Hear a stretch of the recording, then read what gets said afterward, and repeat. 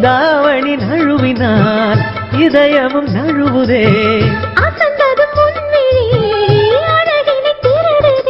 ஓவியத்தை திரைமறைவில் ஒளித்து வைப்பதே நம்மா. ரசிக்க வந்த ரசிகனின் விழிகளை மூடாதே.